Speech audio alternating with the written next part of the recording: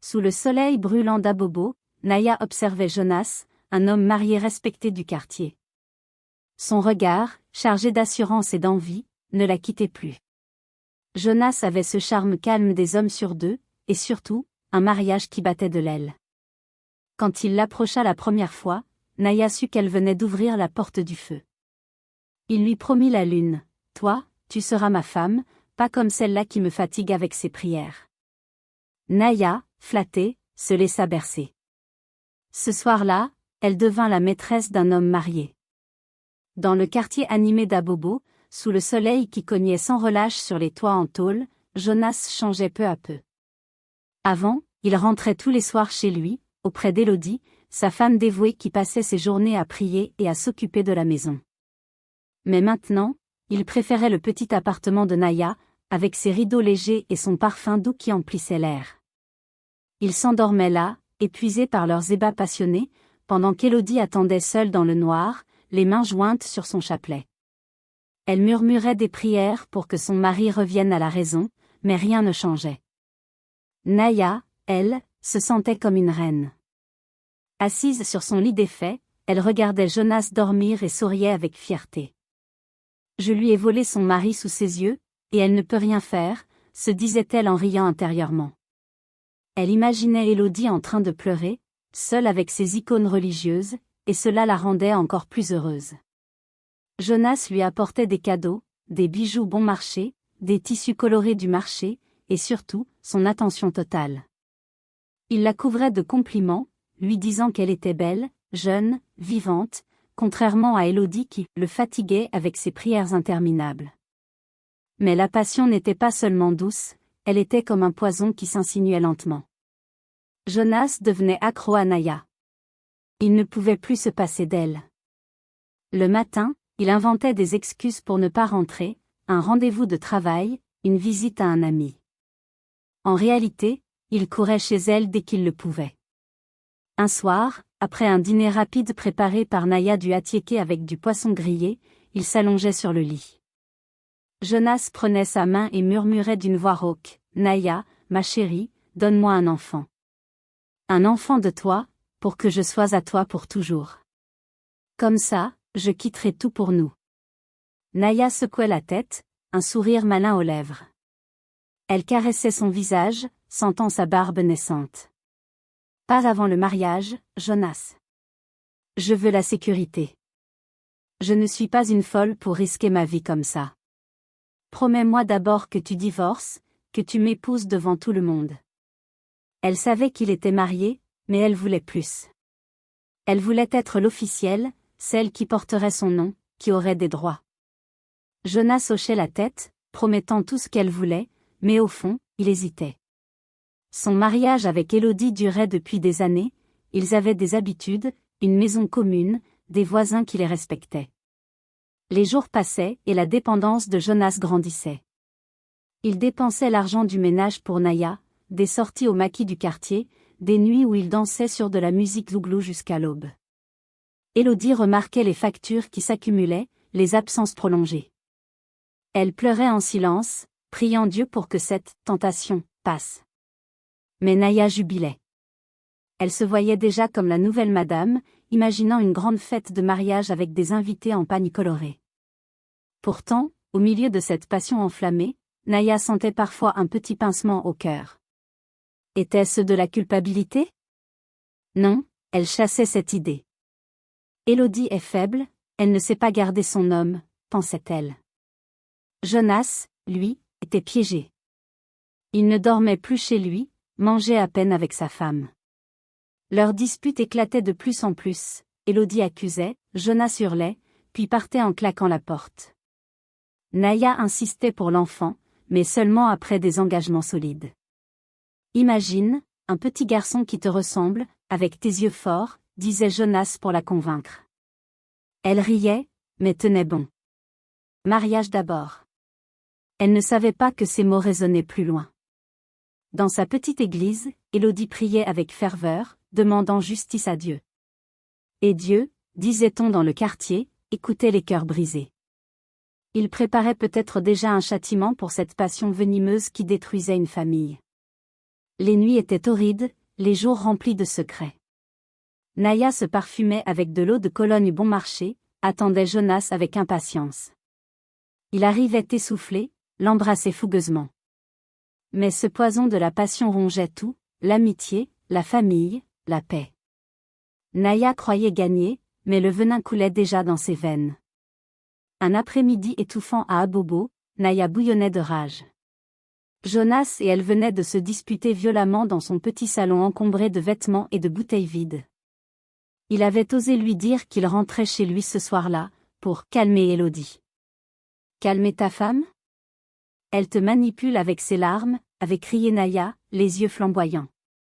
Jonas avait haussé les épaules et était parti, la laissant seule avec sa colère.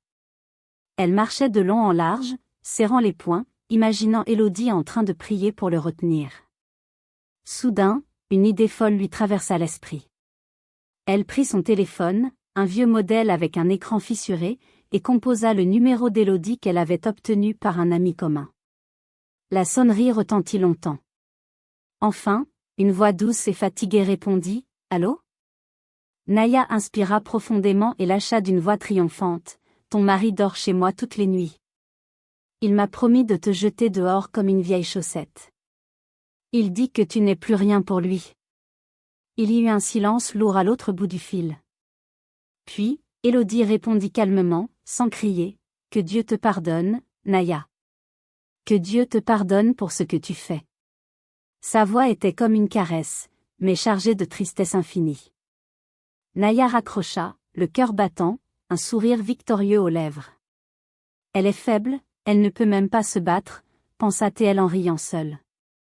Mais les paroles d'Élodie étaient comme des flèches invisibles qui transperçaient l'air. Elles portaient une malédiction silencieuse, une prière qui montait vers le ciel. À partir de ce jour, la maison de Jonas et Élodie devint un champ de bataille. Jonas rentrait de plus en plus rarement, et quand il le faisait, c'était pour exploser. « Tu m'étouffes avec tes prières », hurlait-il à Élodie qui pleurait en silence. Les voisins entendaient les cris à travers les murs fins, assiettes brisées, portes claquantes, pleurs étouffés. Élodie maigrissait, ses yeux rougis par les larmes nocturnes. Elle priait encore plus, à genoux devant une petite croix en bois. Naya, de son côté, jubilait. Elle recevait les confidences de Jonas, « Élodie me rend fou, elle pleure tout le temps. » Naya riait, le serrait dans ses bras. « Laisse-la, viens chez moi.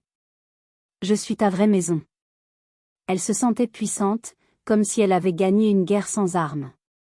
Les amis du quartier murmuraient, « Naya a pris le mari d'Élodie. » Certains la regardaient avec envie, d'autres avec mépris, mais elle s'en moquait. Elle achetait de nouveaux vêtements, se maquillait, paradait dans les rues poussiéreuses d'Abobo. Pourtant, ce qu'elle ignorait, c'est que dans la nuit suivante, tout bascula. Élodie, épuisée par les disputes et le chagrin, sentit une douleur sourde dans le ventre.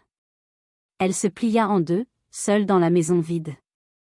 Jonas était chez Naya, endormi après une nuit d'amour. Élodie appela une voisine qui l'emmena à l'hôpital. Les médecins parlèrent d'une infection grave, peut-être liée au stress, à la fatigue accumulée. Élodie gisait sur un lit blanc, pâle comme un fantôme, murmurant des prières entre ses fièvres. Naya continuait sa vie, ignorant le drame. Elle envoyait des messages coquins à Jonas, planifiait leur rendez-vous. Mais les flèches d'Élodie, ses mots de pardon, avaient touché quelque chose de plus grand. La maison d'Élodie sombrait dans les cris et les pleurs, oui, mais aussi dans la maladie. Jonas méprisait sa femme de plus en plus, la traitant de « faible et pieuse ». Naya croyait avoir gagné la partie, avec son amoureux à ses pieds.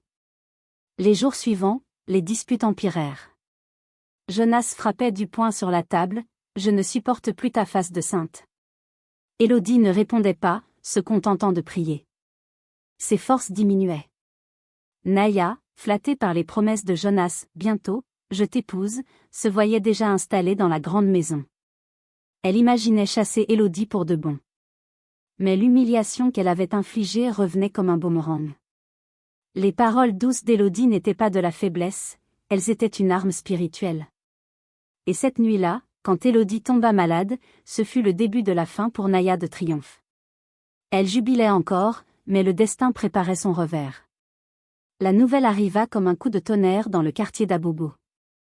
Une voisine excitée courut chez Naya pour lui annoncer « Élodie est à l'hôpital. Une infection grave, elle est très malade. » Naya feignit la surprise, mais intérieurement, elle exulta. Enfin, elle souffre pour de vrai, pensa-t-elle en souriant devant son miroir. Jonas, alerté par un appel familial, quitta précipitamment le lit de Naya. « Je dois y aller, c'est ma femme quand même, murmura-t-il, enfilant ses vêtements en hâte. Naya bouda, mais le laissa partir, convaincu qu'il reviendrait vite. Les jours se transformèrent en semaines interminables. Jonas s'éloigna soudainement, comme aspiré par l'hôpital. Il passait ses journées au chevet d'Élodie, dans une chambre aux murs jaunis, avec l'odeur âcre des désinfectants. Élodie gisait là, branchée à des perfusions, son visage amaigri, ses lèvres murmurant des prières faibles.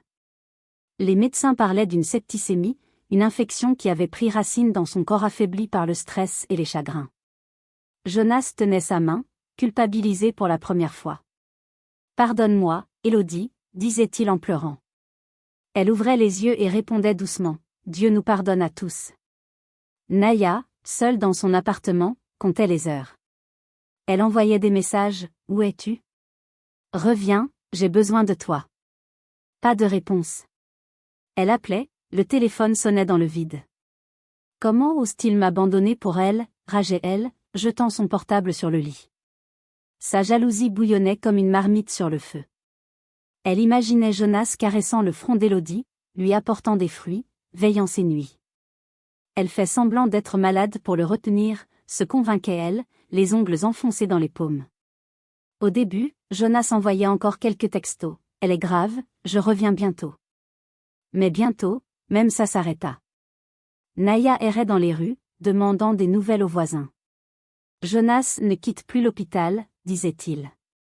Elle se postait parfois près de la grille, espionnant de loin. Elle voyait Jonas sortir, les traits tirés, achetant du pain ou de l'eau. Il ne la remarquait pas. Son cœur était un brasier de haine qu'elle prenait pour de l'amour. Il est à moi, pas à cette pieuse hypocrite, pensait-elle en pleurant seule. Elle se rappelait leur nuit passionnée, ses promesses d'enfants et de mariage. Maintenant, tout semblait faux. Elle décida de le reconquérir, coûte que coûte. Elle s'habilla sexy, mit du parfum, et alla à l'hôpital. Mais les infirmières la chassèrent, seule la famille. Les semaines passaient, Élodie luttait pour sa vie. Jonas dormait sur une chaise inconfortable, priant avec elle pour la première fois depuis longtemps. Il réalisait ce qu'il avait perdu, une femme fidèle, patiente.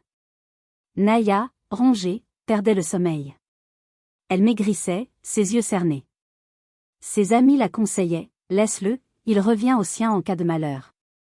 Mais non, elle voulait gagner. Un soir, elle força la porte de l'hôpital, se glissa dans la chambre. Jonas sursauta, « Naya, qu'est-ce que tu fais là ? Sors !» Élodie, faible, tourna la tête. Naya cracha, « Elle te manipule. Reviens-moi. » Jonas la poussa dehors, furieux. « C'est fini, Naya. Ma femme a besoin de moi. » De retour chez elle, Naya pleurait de rage. Elle cassait des verres, hurlait dans le vide. Sa jalousie la consumait. Elle confondait cet amour possessif avec la vraie passion. « Je vais le forcer à choisir », jura-t-elle. Elle commença à fouiller, à poser des questions discrètes. Et un jour, la bombe explosa, Élodie était enceinte. Malgré tout, malgré les disputes, Jonas avait couché avec elle avant la maladie. La nouvelle la frappa comme un poignard. Il couche encore avec elle. Pendant qu'il me promet tout. Sa rage l'aveugla totalement. Elle décida d'agir, peu importe le prix. Le reconquérir devenait une obsession mortelle. Naya devint une ombre furtive dans Abobo. Folle de jalousie après avoir appris la grossesse d'Élodie, elle fouillait partout. Elle suivait Jonas discrètement quand il quittait l'hôpital, espionnait ses conversations avec des amis au maquis. Elle interrogeait les voisins, « Élodie va mieux ? Et le bébé ?» Les rumeurs confirmaient, oui, enceinte de plusieurs mois, malgré la maladie. Il couche encore avec elle. Après tout ce qu'il m'a promis, rageait Naya, les larmes aux yeux, serrant son téléphone comme une arme. Un soir, elle appela Jonas, la voix tremblante de colère. « Si tu ne viens pas maintenant, je publie nos photos intimes sur Facebook. Tout le quartier verra qui tu es vraiment. » Jonas paniqua. Ces photos, prises lors de nuits torrides, nues et compromettantes, pouvaient détruire sa réputation. Mari respecté, il imaginait les ragots, la honte. « J'arrive, calme-toi », bredouilla-t-il, quittant l'hôpital en vitesse. Il frappa à la porte de Naya, le visage pâle. Elle l'attira dedans, un sourire faux aux lèvres. « Assieds-toi, mon amour. Bois un verre, on va parler. » Elle avait préparé du jus de bissap, mais y avait versé un somnifère volé à une amie infirmière. Jonas but, épuisé par l'éveil à l'hôpital. Ils parlèrent peu, il essayait de la calmer. « Élodie est malade, le bébé, je dois être là. » Naya riait amèrement. « Le bébé ? C'est le mien que tu voulais. » Bientôt, les yeux de Jonas se fermèrent. Il s'effondra sur le lit, profondément endormi. Naya, le cœur battant, prit son téléphone. Elle le déshabilla partiellement, posa à côté de lui comme s'ils étaient en plein acte. Elle prit des photos, lui nu, elle feignant l'intimité. Son orgueil la poussait, elle voulait humilier Élodie une bonne fois pour toutes. Dans un accès de folie, elle envoya les images à Élodie par message. « Regarde ton mari avec moi. Il ne t'aime plus. » Puis elle s'assit, attendant la réaction. À l'hôpital, Élodie reçut le téléphone d'une infirmière. Elle ouvrit les photos, les yeux écarquillés. Un cri déchira la chambre, un hurlement de douleur pure. Les machines bipèrent follement. Élodie, enceinte et fragile, entra en travail prématuré sous le choc. Les médecins accoururent, mais trop tard pour tout sauver. Quelques heures plus tard, un cri plus terrible résonna dans la nuit. Élodie accoucha d'un bébé faible, mais elle, épuisée par l'infection et le stress, rendit l'âme. Son cœur s'arrêta. Jonas, alerté, arriva en courant. Le bébé survécut à peine, mais la mère était partie. Naya, chez elle, jubilait d'abord, elle a vu, maintenant elle sait. Mais bientôt, son téléphone sonna, un ami commun. « Élodie est morte. Accouchement prématuré après ton message. » Le sang de Naya se glaça. Elle avait tendu un piège pour reconquérir Jonas, mais avait déclenché la mort. Son orgueil l'avait aveuglée. Jonas reçut l'appel à l'hôpital, tenant le bébé fragile dans ses bras. « Monsieur, votre femme, elle n'a pas survécu, » dit le médecin d'une voix grave. Jonas s'effondra au sol, le monde tournant autour de lui. « Elle est morte » hurla-t-il, les larmes coulant sur son visage. Le bébé pleurait faiblement, mais Jonas ne l'entendait pas. Élodie, sa femme depuis des années, partie à cause du choc des photos. Il revoyait son sourire doux, ses prières, et maintenant, rien. Il rentra chez Naya comme un zombie, les yeux vides. Elle l'attendait, essayant de le consoler. « Viens, mon amour, je suis là pour toi. » Elle le serra, mais Jonas se raidit. Il la repoussa violemment. « Ne m'approche plus jamais. Tu m'as détruit. C'est toi qui as envoyé ces photos, hein? Élodie est morte à cause de toi. » Sa voix était un grondement, son regard n'avait plus rien d'humain, seulement un vide abyssal, comme si son âme était partie avec elle. Naya sentit son sang se glacer. Je voulais juste te récupérer, balbutia-t-elle, les mains tremblantes. Mais Jonas cracha, « Récupérer ? Tu as tué ma femme. Et notre enfant lutte pour vivre. Sors de ma vie. » Il claqua la porte, la laissant seule dans le silence. Naya comprit, trop tard, qu'elle avait scellé son propre malheur. Elle s'assit par terre, pleurant. Les nuits devinrent des prisons. Les visages des morts. Élodie pâle sur son lit de mort la hantait dans ses rêves. Elle se réveillait en sueur, criant dans le vide. Le choc la paralysait. Une semaine après l'enterrement d'Élodie, sous une pluie fine qui tambourinait sur les toits d'Abobo, Naya ne dormait plus. Ses yeux étaient rougis, cernés de noir. Chaque nuit, elle luttait contre le sommeil, buvant du café fort, allumant toutes les lumières. Mais la fatigue gagnait, et quand elle fermait les yeux, l'enfer commençait. Dans ses rêves, elle se voyait dans un cercueil étroit, le bois froid contre sa peau. Les mains d'Élodie, pâles et osseuses, sortaient de la terre et tiraient ses pieds vers le bas. « Viens avec moi, Naya, tu as pris ma place », murmurait la voix douce mais terrifiante d'Élodie. Naya hurlait, essayait de s'accrocher au bord, mais la boue l'engloutissait. Elle se réveillait en sursaut, le cœur battant, couverte de sueur. Le matin, elle regardait son miroir. Le visage reflété n'était plus le sien, creux, vieilli, avec des yeux fous. « Qui es-tu » se demandait-elle, touchant le verre froid. Elle criait dans le vide de son appartement, « Dieu, pardonne-moi, je ne voulais pas sa mort. Je voulais juste l'amour de Jonas. » Mais une voix résonnait dans sa tête, celle d'Élodie, « Tu as pris ce qui m'appartenait, maintenant c'est toi qui porteras ma croix. » Les cauchemars variaient, mais toujours Élodie revenait. Parfois, elle apparaissait à la fenêtre, enceinte, ensanglantée, pointant un doigt accusateur. « Le bébé pleure par ta faute. » Naya courait dans les rues la nuit, fuyant des ombres. Les voisins la voyaient errer, murmurant seule. Elle implorait le pardon, à genoux par terre, mais la voix insistait, « Justice divine. » Ces nuits étaient des tourments éternels. La disparition de Jonas fut comme un vent qui emporta tout. Un matin, Naya se réveilla seule dans son lit froissé, le téléphone muet. Elle composa son numéro, « Le numéro que vous avez demandé n'est plus attribué. » Elle courut chez lui.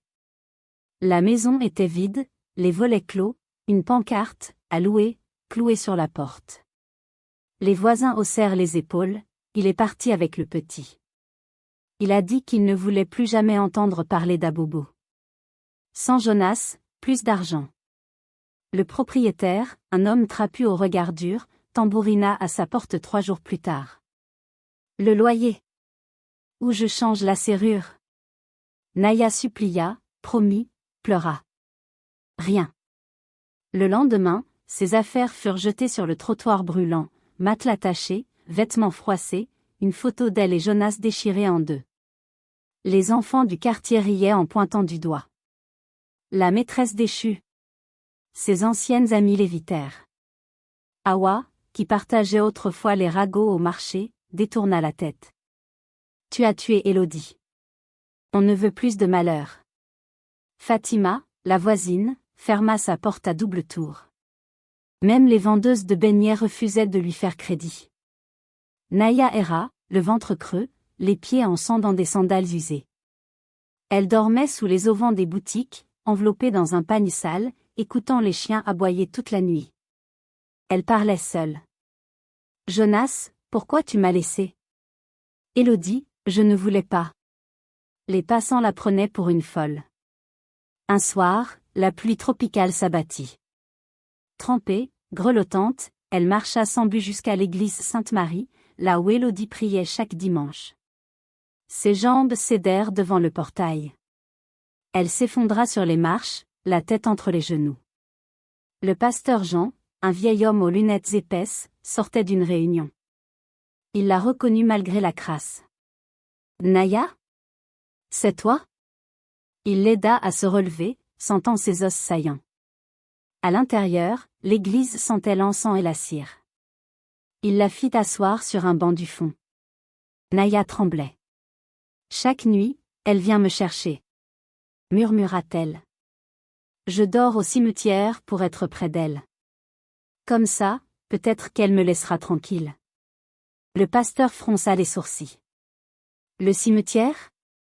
Ma fille, tu te fais du mal. » Mais Naya secouait la tête, les yeux fuyants. « Non, pasteur. J'ai vu son visage dans la lune.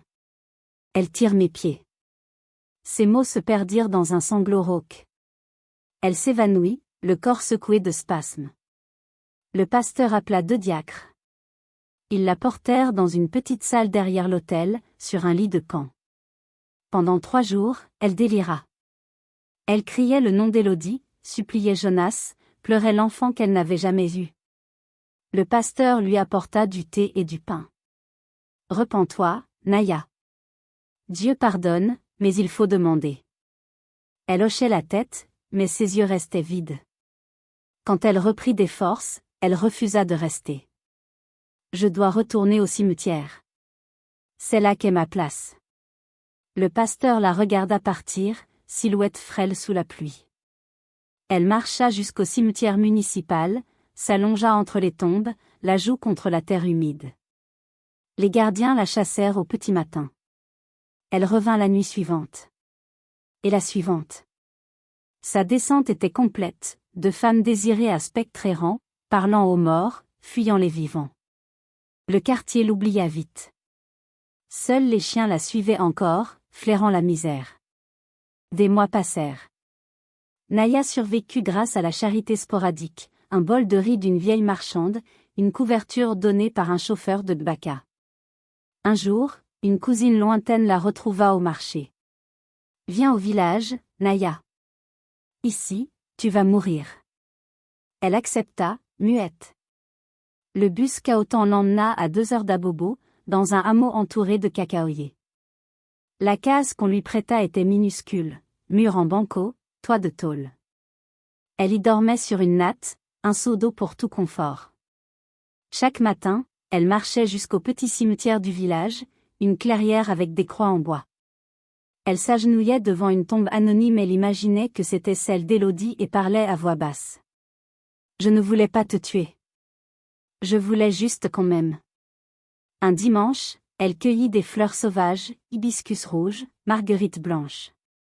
Elle les déposa sur la terre rouge. « Pardonne-moi, Élodie. » Le vent se leva soudain, violent. Les pétales volèrent, emportés comme des confettis funèbres. Naya resta figée. Dans le sifflement des feuilles, elle crut entendre « Ce que l'amour prend par trahison, la douleur le reprend par justice. » Elle rentra, le cœur serré. Le soir, elle s'assit devant sa porte, regardant les étoiles. Les souvenirs affluaient, le rire de Jonas, le parfum d'Élodie dans l'église, le cri de l'accouchement. Elle pleura sans bruit. Le lendemain, elle retourna au cimetière. Cette fois, elle creusa un petit trou avec ses mains, y enterra une mèche de ses cheveux. « Prends ça, c'est tout ce qui reste de moi. » Mais le vent souffla encore, plus fort. Les fleurs qu'elle avait plantées la veille étaient arrachées. Un vieux du village, passant par là, secoua la tête. « Les morts ne pardonnent pas si facilement, petite. » Naya comprit. Le pardon était impossible tant que la culpabilité rongeait son âme. Elle commença à jeûner, à prier à voix haute. Les enfants du village l'observaient de loin. « La folle du cimetière, » disait-il. Elle ne les contredisait pas. Un soir, elle écrivit une lettre sur un bout de papier. « Élodie, je porte ta croix maintenant. » Elle la brûla sur la tombe imaginaire. Les flammes montèrent, éclairant son visage ravagé. Pourtant, la paix ne venait pas. Chaque nuit, le rêve revenait, Élodie tirant ses pieds. Elle se réveillait en hurlant, courant dans la brousse. Les villageois finirent par l'éviter. Elle vécut ainsi, entre repentir et tourment, comprenant que certains pardons ne s'obtiennent pas sur terre. Des années plus tard, Naya était devenue une figure du village. Ses cheveux grisonnaient, son dos voûté, mais ses yeux brillaient d'une lumière étrange. Elle vivait toujours dans la petite case, cultivant un lopin de manioc. Chaque matin, avant le chant du coq, elle allait au cimetière. Elle balayait les tombes, arrosait les fleurs, priait à genoux.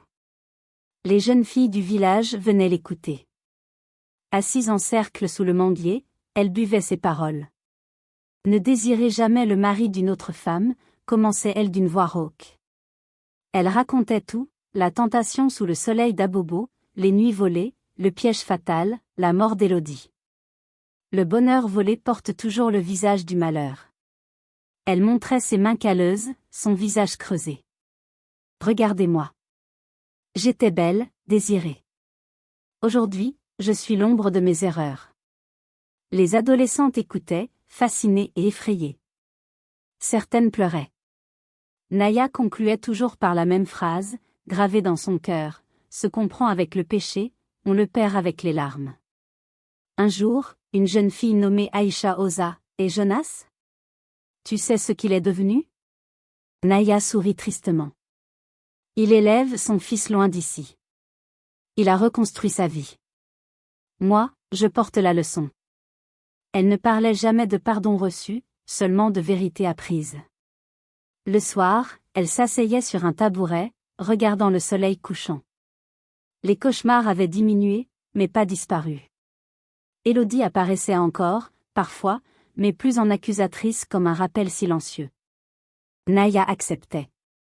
Elle avait trouvé une forme de paix dans l'avertissement.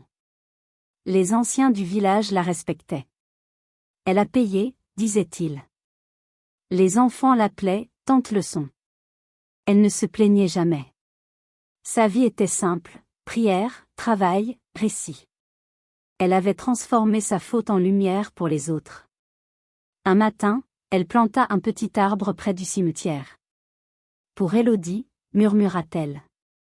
Les racines prirent, les feuilles poussèrent. Symbole de vie après la mort, de repentir après le péché. Naya, visage ridé mais serein, continuait son chemin. La leçon était devenue sa raison d'être. L'amour fondé sur la douleur d'autrui n'est pas un amour, c'est une malédiction. Et le destin se charge toujours de rendre justice.